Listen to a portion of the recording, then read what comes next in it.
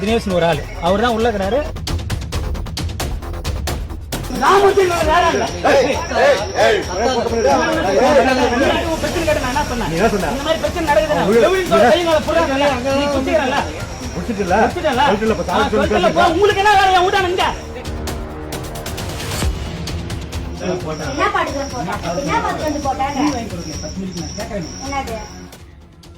கிருஷ்ணகிரி மாவட்டம் போச்சம்பள்ளி அடுத்த வீரா கவுண்டனூர் கிராமத்தை சேர்ந்தவர் பழனிவேல்.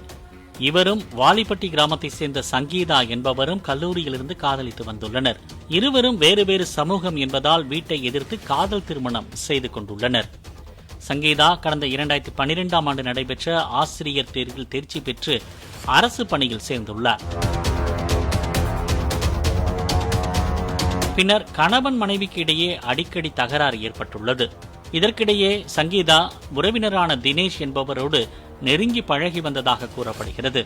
இது குறித்து பழனிவேல் கேட்டபோது சங்கீதா விவாகரத்து கோரியுள்ளார். அவர் என் வீட்டை இது பண்ண சொல்லி என்ன சொல்றாரு? நான் தான் டைவர்ஸ் கொடுத்துட்டேன், கோர்ட்ல நடக்குதுன்னு சொல்லிட்டேன்னா நானும் சொல்றேன். நான் சொல்ல மேடம், அவர் சொல்றதுல நீங்க பேசாதீங்க. இதற்கு மனைவியை விட்டு பிரிந்து வாழ முடியாது என பழனிவேல் நீதிமன்றத்தில் பதில் நோட்டீஸ் அளித்ததாக சொல்லப்படுகிறது. இந்நிலையில் சங்கீதாவின் வீட்டில் சங்கீதாவும் தினேஷும் தனிமையில் இருந்ததை கண்ட பழனிவேல் இருவரையும் வீட்டில் வைத்து பூட்டி தகராறு செய்துள்ளார். அவர் வந்து உள்ள வந்து பூட்டிருக்காங்க, நீங்க இன்னும் ஒரு கேள்வி கூட கேட்கல.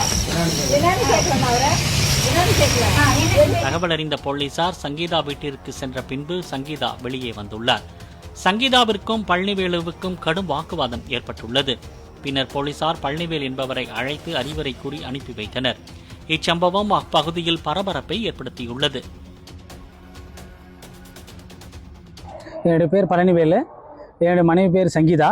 நாங்கள் 2 பேரும் காட்டேரி ஸ்ரீ வித்யாமந்திரி காலேஜில் கல்லூரியில் படிக்கும்போது காதல் திருமணம் செஞ்சு கொண்டோம். 2009 12-13 வருஷமாக நல்லபடியாக.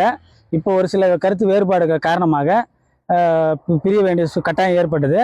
அந்த சூழ்நிலையில் தினேஷ் அப்படின்ற ஒரு நபர் வந்து வீட்டுக்கு நண்பராக வந்து போயின்னு இருந்து அவங்களுக்குள்ள ஒரு தேவையற்ற ரிலேஷன்ஷிப், இல்லீகல் ரிலேஷன்ஷிப், அதாவது கள்ள தொடர்பு ஏற்பட்டுருச்சு. அதை நான் பலமுறை கண்டித்து அவங்க 2 பேரும் வந்து அதை கண்டுக்காத போயிட்டாங்க. அதை நான் கண்டிக்கிறத தெரிஞ்சுக்கின்னு அவங்க வந்து அவங்களா என் மனைவியாக எனக்கு வந்து இவர்கிட்ட வந்து டைவர்ஸ் வேணும் அப்படின்னு சொல்லிட்டு கோர்ட்டை நாடி இருக்காங்க.